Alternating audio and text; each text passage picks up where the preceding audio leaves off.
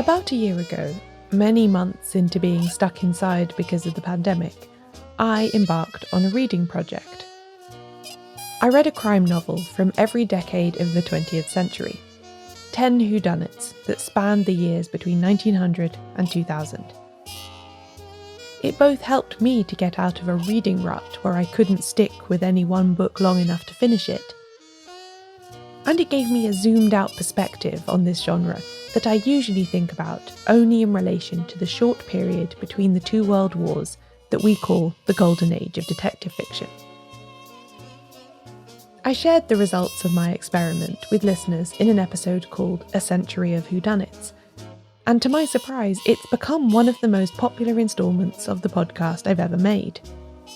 Months later, people were still emailing me to tell me that they'd tried their own version of this experiment, picking books from across the century to read and reflect on as they go deeper into their understanding of crime fiction. It really is an excellent way of seeing how the genre developed from decade to decade, and of getting closer to the experience of readers who encountered these books as new publications, free of our modern-day context. As 2021 was drawing to a close, I found the reading slump creeping up on me again. Nothing I tried reading seemed to be what I wanted, and the unfinished books started to pile up on my floor again. So I turned to the same technique, and decided to complete a second century of whodunnits. I'm not sure if it's the restriction of only being able to read one book from each decade, or if it's because connections start emerging between authors I've never previously thought of as having anything in common. But I tore through my list and had a great time. And that's what I'm going to share with you today, my second century of whodunnits.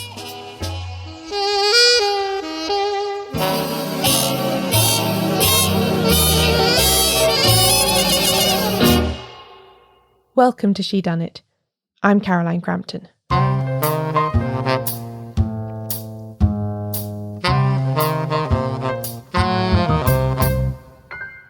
For my last century of whodunnits, I read 10 books that were published between 1900 and 2000, picking one for each decade. That enabled me to run into the golden age of detective fiction, as it were, and to read a couple of books that were held in high regard by the crime fiction fans who became the major authors in the genre during its heyday in the interwar period. And that was a good decision. It made me revisit Sherlock Holmes properly for the first time in ages, and also led me to take a closer look at Trent's Last Case by E.C. Bentley, a book from 1913 that the leading lights in the Detection Club still held in such high regard by 1930 that its author was elected as a founder member on the strength of this one novel alone. But this time, rather than repeat myself exactly, I decided to do things slightly differently.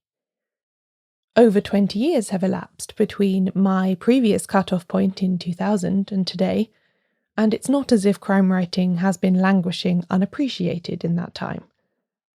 Listeners constantly tell me about their enthusiasms for new and recently published crime novels, and then express astonishment when they find out that I really almost never read anything published after 1955.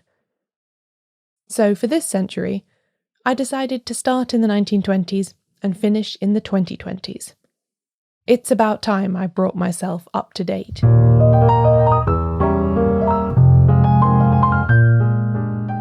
To begin in the 1920s then. The First World War is over, and the reading public's craving for detective fiction is growing ever stronger. There are lots of excellent titles from this decade that I might have picked to remind myself where it all began. So many of my favourite authors published their first books during these years. But ultimately, I decided to go with Clouds of Witness by Dorothy L. Sayers, for the reason that although I've read it before several times, my understanding of this book has been recently enhanced greatly by a podcast guest, and I was keen to reread it in that light.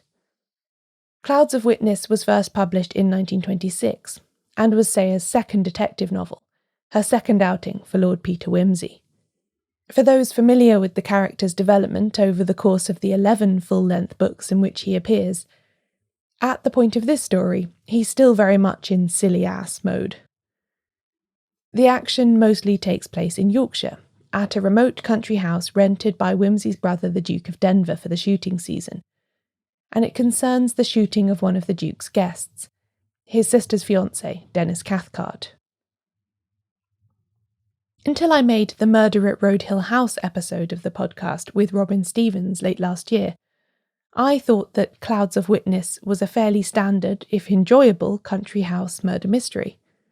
But Robin really opened my eyes to the extent to which Sayers was drawing on the facts of that particular case, and also how heavily she was referencing the work of Victorian writers like Wilkie Collins and Mary Elizabeth Braddon.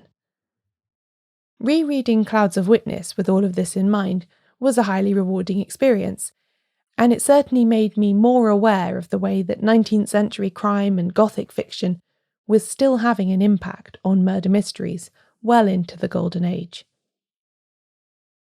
For my next choice, I skipped forward 5 years for a book written by Sayers' Detection Club co-founder, Anthony Berkeley.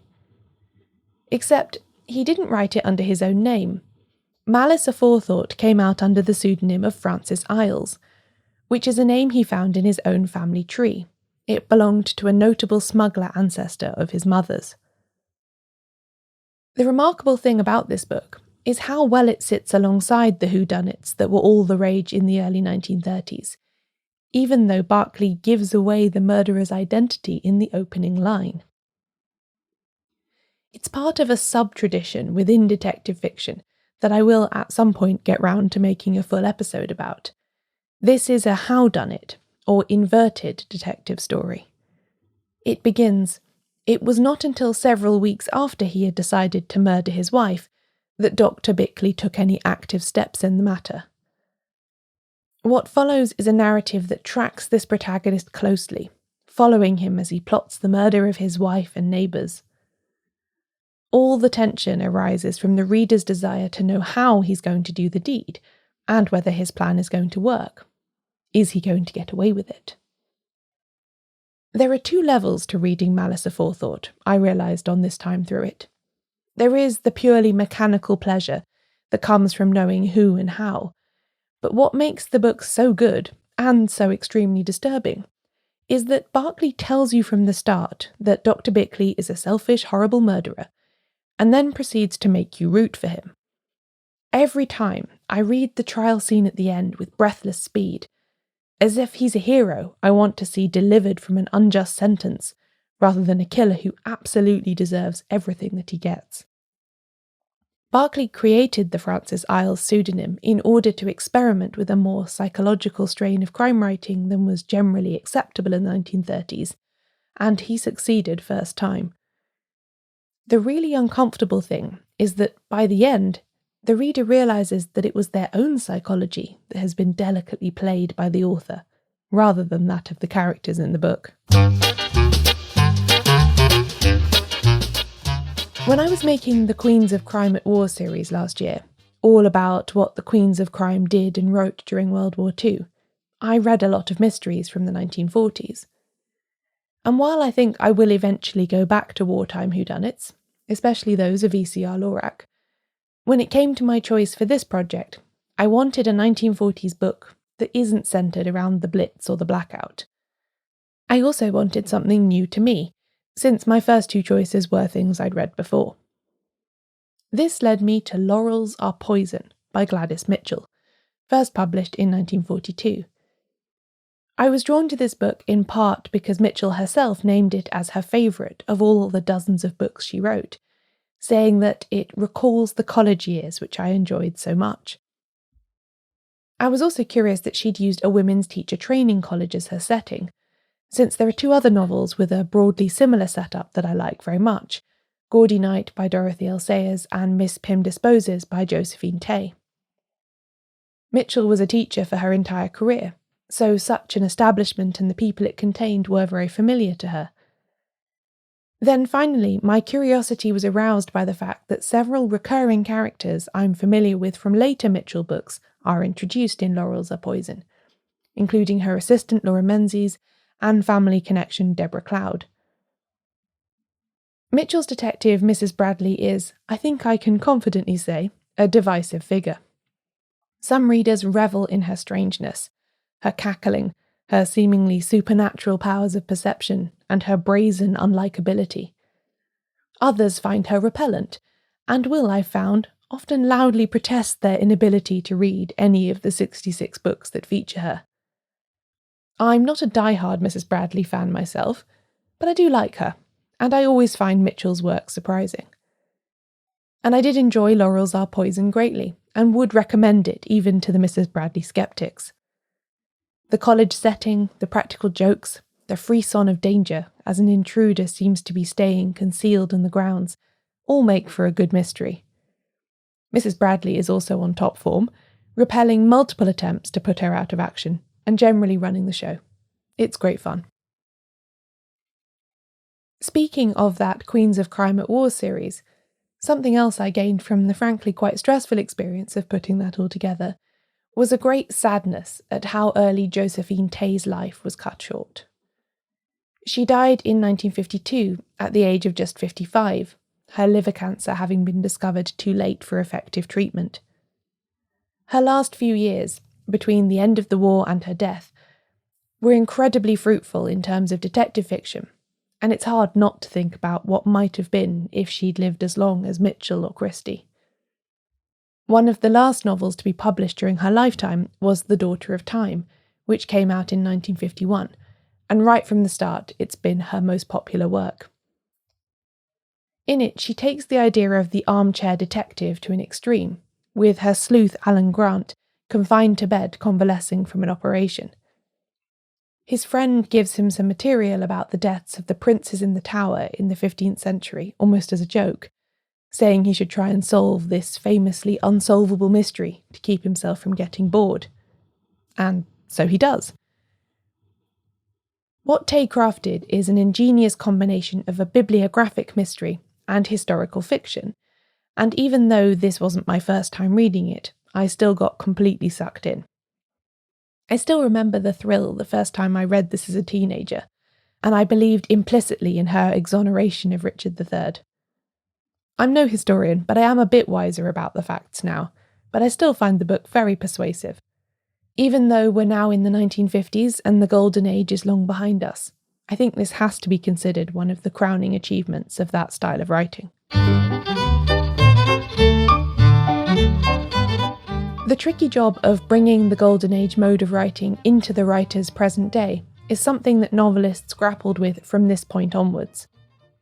There's a balance to be struck, I think, between writing historical fiction set in the period of Christie's most famous novels and crafting a new kind of story that pays due homage to those familiar tropes. And from here on in with this project, I felt like I was assessing the books I read in relation to how well they stood up to this challenge. To honour rather than abandon the legacy of the Golden Age without resorting to pastiche. I first encountered Julian Symons as a writer of non-fiction. His book Bloody Murder is an excellent critical study of crime writing, and he was a prolific reviewer of whodunits as well as a president of the Detection Club. But as well as being a critic, he wrote his own novels too, and several have recently been reissued by the British Library Crime Classics imprint.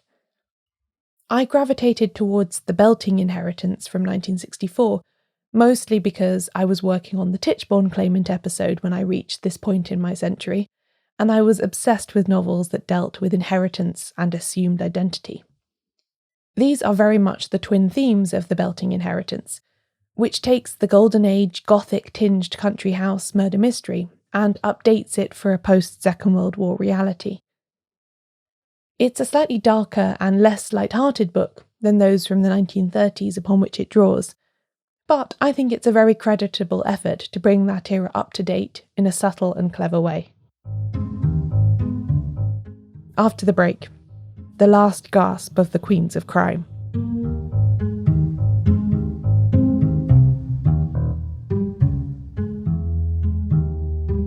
This episode is sponsored by Betabrand.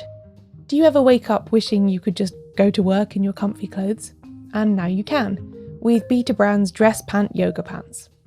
These magical trousers are soft and stretchy, and just as comfy as your yoga outfit, but with the added benefit that you'll look polished and put together. Beta Brand's dress pant yoga pants are soft, comfy, stretchy, and wrinkle-free. You can choose from dozens of colours, patterns, cuts, and styles, like bootcut, joggers, cropped, skinny, and more. And they have fun limited time prints, but they sell out fast, so don't wait. Right now, get 30% off your Beta Brand order when you go to betabrand.com/shedunnit.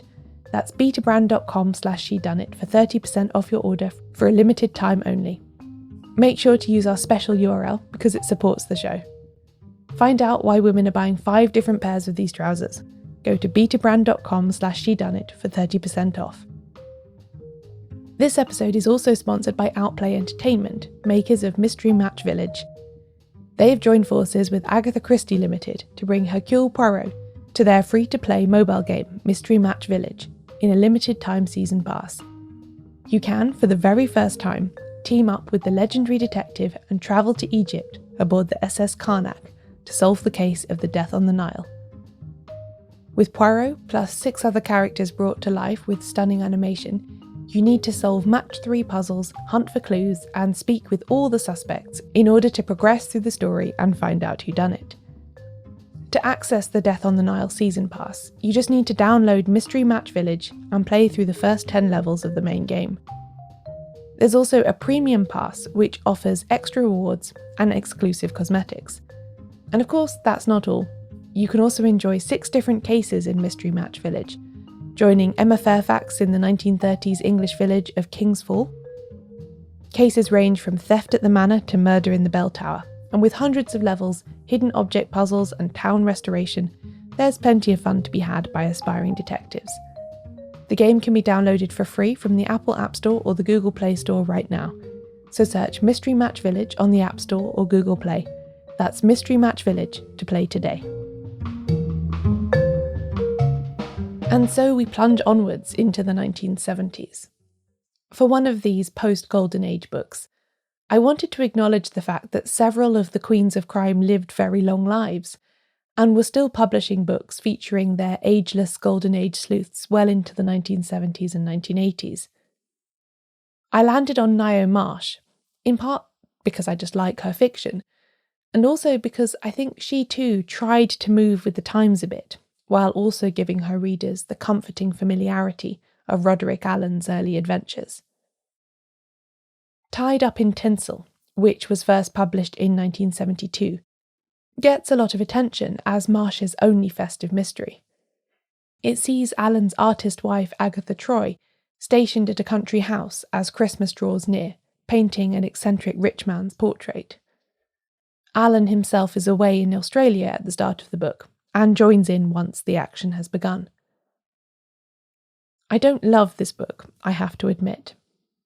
I think Marsh is trying too hard, both to have her younger characters seem modern, while also piling up the Golden Age tropes to reassure readers that she hasn't lost touch with what makes her books good. The aspect that tipped it over the edge for me was that all the servants in the house are paroled murderers from a prison based on a nearby lonely moor. It just seems too contrived, even for a highly formulaic murder mystery. I'd say this is a book worth reading for the festive feeling and very little else. After leaving Ngaio Marsh in the rearview mirror, I finally cut all first-hand connection with the golden age of detective fiction, and for the 1980s selected a book from one of the new generation of crime writers who shepherded the genre into the last quarter of the 20th century. My choice was A Fatal Inversion by Barbara Vine, a pen name used by Ruth Rendell. Like Anthony Berkeley before her, she went hunting in her own family tree for the pseudonym. Barbara was her own middle name, and Vine was her great-grandmother's maiden name. Rendell used the Barbara Vine books to break away from the Inspector Wexford procedurals that had made her name in the 1960s and 70s, and to explore more psychological writing with a social justice element. A Fatal Inversion was her second Vine novel, and it brings together several of these elements. It's a cold case mystery, which begins when the owner of a country house discovers the skeletons of a dead woman and a baby buried in the grounds. The process of discovering who was buried there and how immerses the reader in the events of 10 years before, in 1976, when Britain was experiencing an unprecedented heatwave and a group of young people were camping at the country house and treating it in a highly cavalier fashion. There are Victorian elements to the story, but there's something very modern in how Rendell handles the transition to and from the narratives in the 1970s and the 80s. The flashbacks aren't labelled, and you have to keep paying attention to work out where you are in the story. It's highly suspenseful and a bit disturbing, and as someone who doesn't read a lot of more recent crime fiction, I was thoroughly impressed.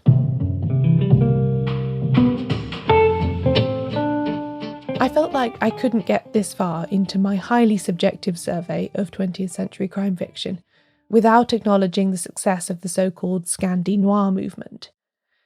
And who better to include for this than Kurt Wallander, the most famous brooding Scandinavian detective of them all. I've seen some of the TV adaptations, both British and Swedish, but I'd never read a Henning Mankell novel.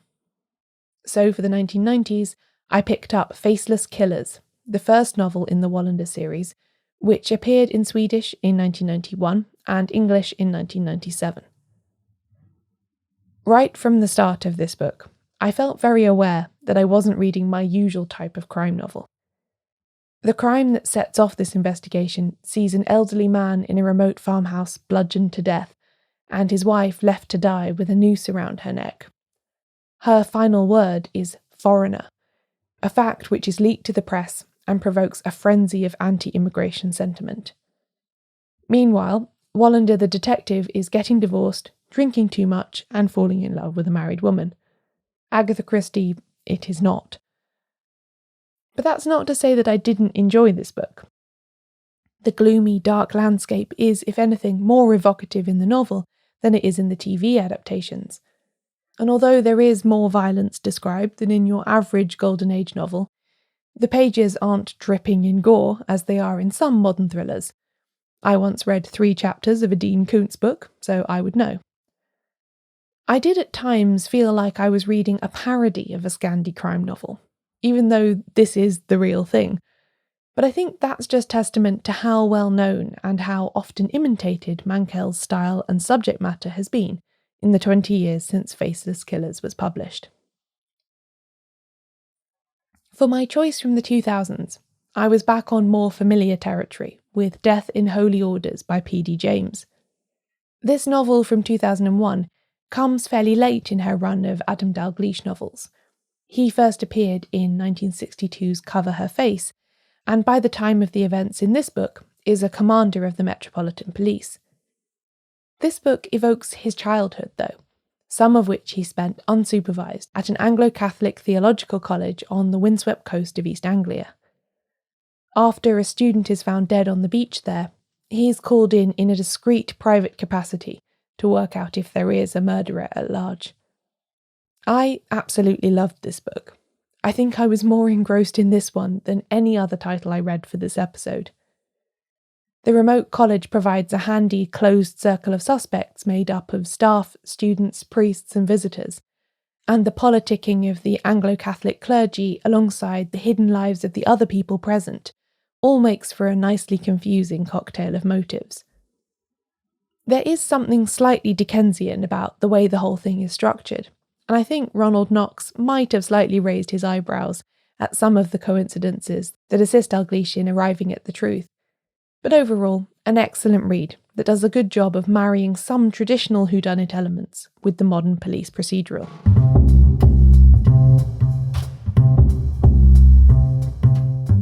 As you might imagine, because of what I do, I get recommended books quite a lot. And most of the time, that's an absolute joy and one of the best parts of making this podcast. But occasionally, people mention a particular title so often and emphasise how much I will definitely love it that something within me rebels, and I just don't read it because I don't want to be confronted by how very predictable I am. This very thing happened with the 2011 novel Rivers of London by Ben Aaronovitch. It ticks off so many of my interests. It's centred around the mythology of the River Thames. For those who don't know, I wrote a whole book about the Thames a few years ago. It's a murder mystery, it has magical elements, it's funny, and yet I just didn't read it. I met people at my book events over and over who enthused about it, and I nodded politely. Stupid and stubborn, I know, but I just kept avoiding it. Until now. I wanted a book for this reading project from the recent past that embodied the cross-genre breadth of crime fiction now, and this one fell into my hand while I was browsing in the library. So I read it, and everyone who ever suggested it to me was absolutely right. I did love it, and I've since read 4 of its sequels. Part of my hesitation came from the fact that I think it's very difficult to pull off mixing styles and genres like this. Rather than writing one good novel, you end up writing 2 bad ones, and so on. But not in this case. I enjoyed the adventures of Peter Grant, apprentice wizard and Metropolitan Police detective very much, and I will be sticking with the series. I hope you're all very pleased that you were right and I was wrong. For my final choice, I didn't have a vast selection to pick from, since the 2020s have just begun. There is one crime novel, though, that has already made a splash and set some records, and it also just so happened to be another one that I'd been resisting reading for no good reason. That book is The Thursday Murder Club by Richard Osman. An instant bestseller when it came out in September 2020, this book has now sold over 1 million copies and spent the best part of a year at the top of the charts. Its runaway success has also started a mainstream conversation about the influence of Golden Age detective fiction, with lots of reviewers and commentators comparing Osman's gentle thriller about a group of old people at an upscale retirement community solving a murder to Agatha Christie and other writers of that earlier era. I must say, I don't really see the similarity myself, and I think it's worth noting that I don't think the author himself has ever made this comparison. The plot of The Thursday Murder Club is enjoyable but convoluted, and I'm not sure it obeys the rules of fair play. And again, coincidence plays a pretty large role in it. I listened to this book as an audiobook, and there was an interview with Osman at the end, in which he said that he'd cut quite a few threads from the book after his first draft, which, given how many still remain, means he must have a brain that can think in 5 dimensions or something. The real achievement of this book, though, is in the characters, which is something that lots of Golden Age authors either neglected or ignored, peopling their books instead with flat stereotypes and focusing purely on the puzzle. By contrast, the members of the Thursday Murder Club are fully realised, fascinating people, and I must admit that I immediately listened to the sequel, The Man Who Died Twice, just so I could spend some more time with Elizabeth, Joyce, Ron and Ibrahim. That book, by the way, is barely a mystery at all. It's a spy thriller, if it's anything. But the characters continue to deepen and develop in a way that I found very satisfying.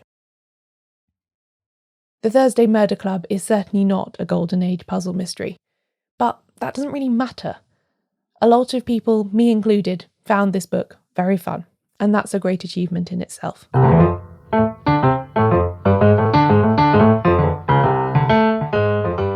This is the part where I should make some profound statement about what I learned from my 11-book trip through the last 100 years of crime writing. The Golden Age came and went quickly, relatively speaking, but its effects are still being felt now. Every successful mystery writer will be likened to Agatha Christie for at least another century to come, no matter how justified the comparison is. And as well as observing the incredibly long shadow that short period still casts, I did come to realise something about the narrowness of my own reading habits, and how I almost always enjoy myself when I have a structure that pushes me out beyond what I usually read, no matter how much I might resist in the moment. Trying something new is never a waste of time. I hope, after listening to my second century of whodunits, that you might feel inspired to construct your own, and see what unexpected places it takes you to.